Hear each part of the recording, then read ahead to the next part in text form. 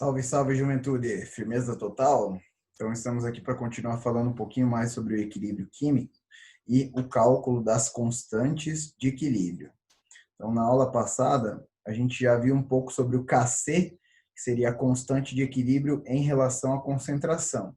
E a gente viu que essa constante de equilíbrio, ela é oriunda das constantes de velocidade para a reação direta e a reação inversa, como a gente fez a dedução lá. E aí, fazendo a dedução, a gente chegou que a constante de equilíbrio sempre era produto, né, concentração dos produtos dividido por concentração dos reagentes. E que para você colocar um composto dentro da constante de equilíbrio, ele deveria estar no estado aquoso ou gasoso para poder entrar na expressão. Para os líquidos e sólidos, eles não entrariam nessa expressão. Beleza? Mas se a gente tiver sistemas gasosos, com componentes ali gasosos na sua que participam da reação, a gente vai poder também calcular essa constante de equilíbrio em função da pressão. A gente vai chamar ela de Kp, né? Então, a constante de equilíbrio em função da pressão é o Kp.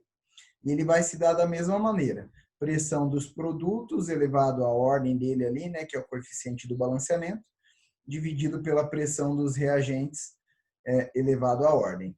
Mas, nesse caso, a gente só vai colocar na constante de equilíbrio em função da pressão os compostos que forem gasosos. Qualquer outro composto que não seja gasoso, que seja sólido, que seja líquido, que seja aquoso, ele não vai entrar na expressão da constante de equilíbrio em função da pressão. Beleza? Então, o Kp vai ser apenas avaliando ali o equilíbrio para os componentes gasosos de um sistema reacional reversível. Beleza?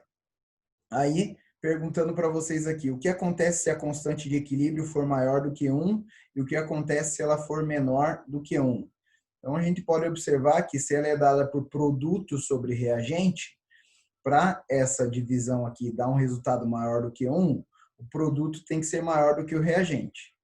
Se a concentração de produtos é maior do que a concentração de reagentes, significa que a reação direta é favorecida, né? Se você observar a reação ali, ela vai tender mais aí para a direita, né? Que é o sentido direto, onde tem mais os produtos, né? Vai ter maior formação de produtos do que formação de reagentes. Isso se tanto o Kc quanto o Kp for maior do que 1, né? Já, se ela for menor do que 1, significa que os reagentes têm uma concentração maior do que os produtos. Então, se você observar no equilíbrio, a reação vai tender mais a o lado esquerdo, né? A formação dos reagentes aqui do que a formação dos produtos. Então, se o Kc ou o Kp for menor do que 1, favorece o lado esquerdo, a reação inversa, dentro do equilíbrio, né? Se o Kc ou o Kp for maior do que 1, aí vai favorecer a reação direta, formando mais os componentes que estão do lado direito. Beleza? Se for igual a 1, exatamente igual a 1, significa que as concentrações de reagentes e dos produtos são iguais, então nem a reação direta nem a reação inversa vai ser favorecida quando o equilíbrio for atingido. Beleza? Se você quiser também fazer uma relação entre o Kc e o Kp, você pode utilizar essa fórmula aqui, né? Kp vai ser igual ao Kc vezes R, que é a constante universal dos gases, que a gente já estudou lá, 0,082, e T vai ser a temperatura, em Kelvin, né?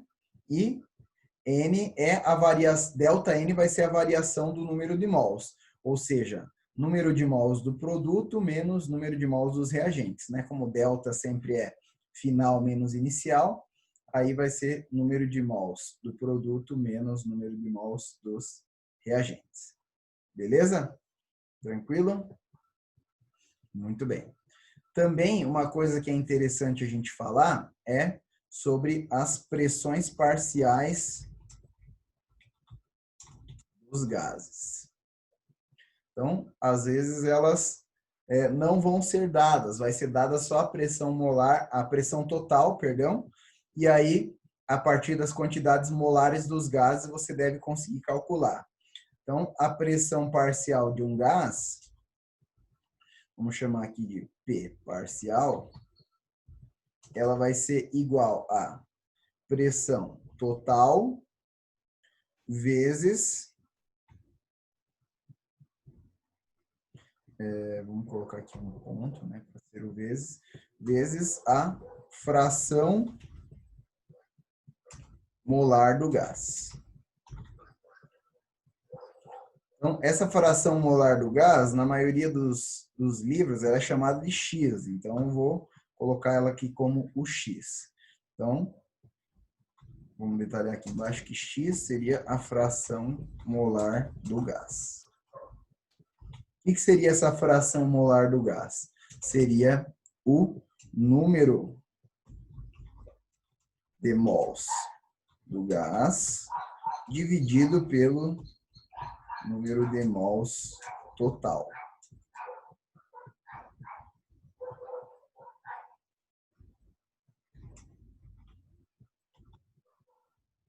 Então, primeiro é só em relação a um gás, depois é em relação a todos os gases, né? Então, o número de mols do gás que você está avaliando, que você quer descobrir a fração molar, dividido pelo número de mol total de gases, né? Então, para a gente calcular a pressão parcial de um gás, a gente vai proceder dessa maneira, né? Pressão total vezes o X. Porque para substituir na fórmula do Kp, a gente vai ter que descobrir a pressão parcial de cada gás para poder substituir na fórmula e calcular a constante de equilíbrio em função da pressão. Beleza? Vamos fazer uns exemplos aqui, ó. Por exemplo, aqui, ó, exercício do ITA. As espécies químicas A e B reagem segundo a reação representada pela seguinte equação química: 2A mais B virando e desvirando 4C. Todos eles no estado gasoso. Em uma temperatura fixa, as espécies são colocadas para reagir em um recipiente com volume constante. A figura abaixo, com volume constante, né? A figura abaixo mostra como a variação das espécies químicas A, B e C acontece durante o tempo, né? Então, tá aqui o gráfico da pressão de cada um deles, né? A partir da análise dessa figura, assinale a opção que apresenta o valor correto da constante de equilíbrio Kp para essa reação. Então, primeiro, com a reação aqui, a gente consegue escrever a expressão do Kp. Então, aqui, exemplo numérico 1. Como a reação é 2A mais B virando 4C, como vai ficar a nossa expressão ali? Constante de equilíbrio em função da pressão, que é o Kp, vai ser pressão dos produtos dividido pela pressão dos reagentes. Então, a gente vai ter a pressão do C elevado à quarta, né? Que é o coeficiente do balanceamento dele, dividido pelo produto ali dos reagentes, né? Então, pressão do A elevado ao quadrado, né? Vezes pressão do B, que não vai ter expoente, o expoente dela é 1, né? Como o coeficiente aqui é 1, expoente é 1. Beleza? Então, para a gente calcular o Kp, vai ficar aqui, ó. A gente observa que o C, ó, quando ele atinge o equilíbrio, ó, quando ele atingiu o equilíbrio é quando parou de variar, né? Então, a pressão dele parou de variar aqui, ó, no 0,8, né? Nesse instante que ela está 0,8 e continuou constante. Então, aqui a gente vai ter 0,8 elevado à quarta. Beleza? Dividido pela pressão do A no equilíbrio. Ó. O A no equilíbrio está aqui mais ou menos no 0,4, né? Então, o A no equilíbrio, ó, 0,4, onde ele para de variar está aqui, ficaria 0,4 ao quadrado.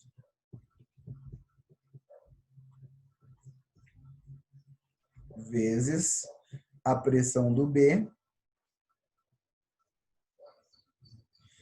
no equilíbrio Para mim aqui tá mais pro... Vamos dar um zoom nesse gráfico aqui. Agora vai dar para ver bem. Tá mais pro 0,1. A do A tá mais pro 0,4. E aqui tá 0,8. Só essa daqui do B que vai ficar entre os dois, né? Tá mais pro 0,1. Então vamos colocar aqui 0,1. Beleza? Então, nossa constante Kp vai ser igual a 0,8 elevado à quarta. Vou chamar a calculadora aqui.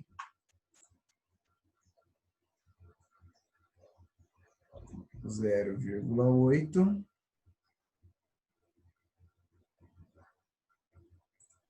elevado à quarta. 0,496.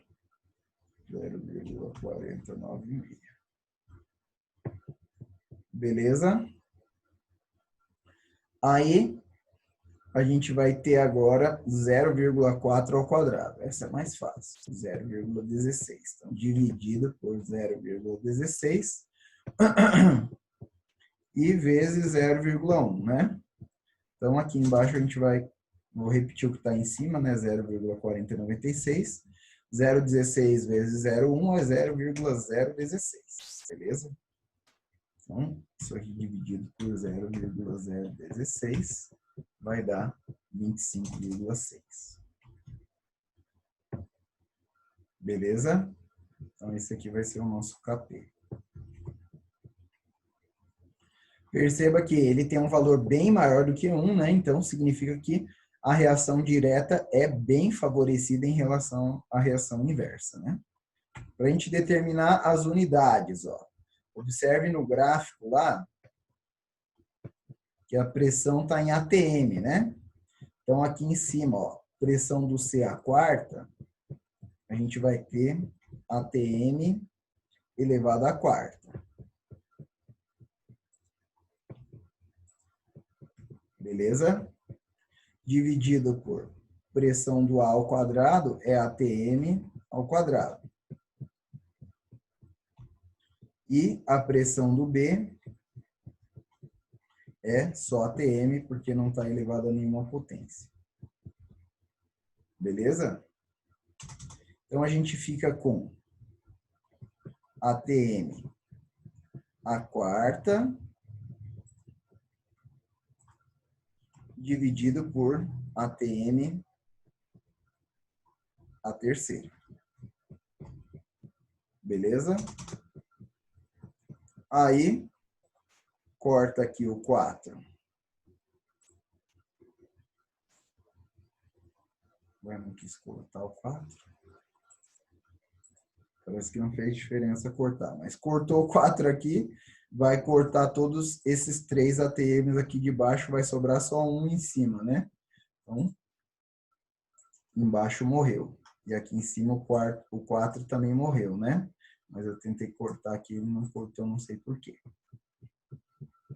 Ou seja, sobrou só ATM em cima. Então, essa daqui vai ser a nossa unidade pela análise dimensional para esse Kp.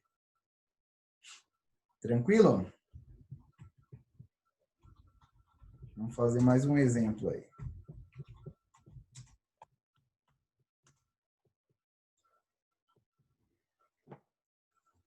Então, mais um exemplo aqui. A pressão total de um sistema gasoso constituído por H2, I2 e HI em equilíbrio é de 4 atm em uma dada temperatura. Sabendo que existem 40% de H2 e 10% de I2 em volume, né?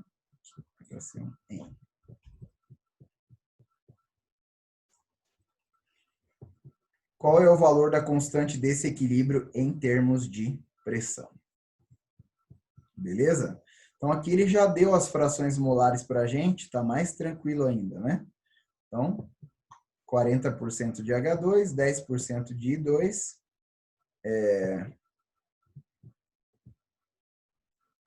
E aí ele quer saber qual é o valor desse equilíbrio em termos de pressão, né? Então, a gente vai precisar montar aqui de novo aquela tabelinha, né? Vamos colocar lá. H2 gasoso mais, vamos dar mais espaço aqui.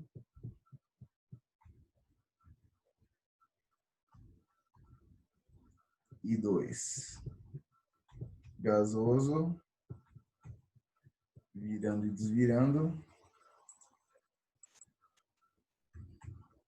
2HI, também gasoso.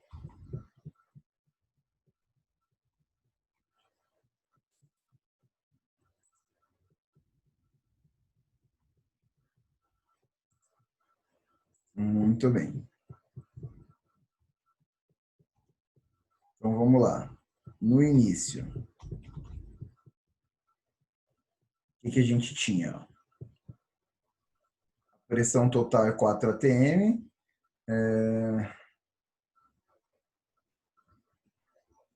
Ele já deu no equilíbrio, então a gente nem precisa fazer a tabelinha aqui, né?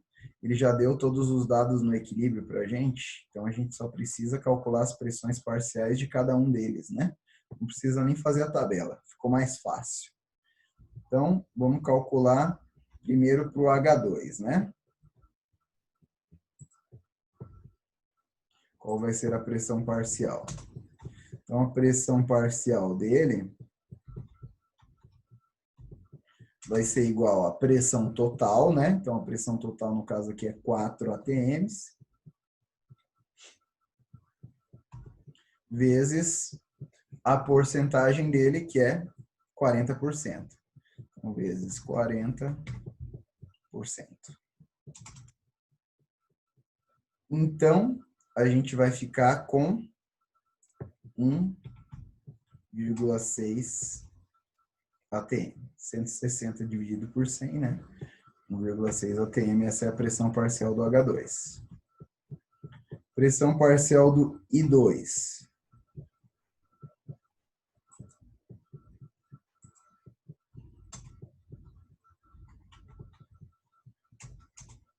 Então, também vai ser 4, né, que é a pressão total, vezes 10% de I2, né? Então, vezes 10 dividido por 100. Ou seja, 0,4 atm. Aí, você tem duas opções agora. Vou fazer dos dois jeitos aqui. Então, a primeira opção é, se um é 40%, o outro é 10%, então o terceiro tem que ser 50% para fechar o 100, né? Então, a pressão parcial do HI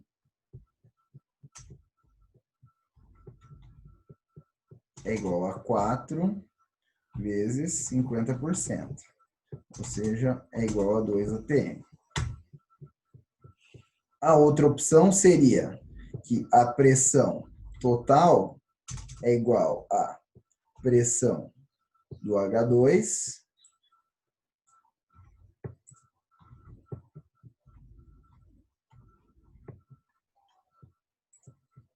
mais a pressão do I2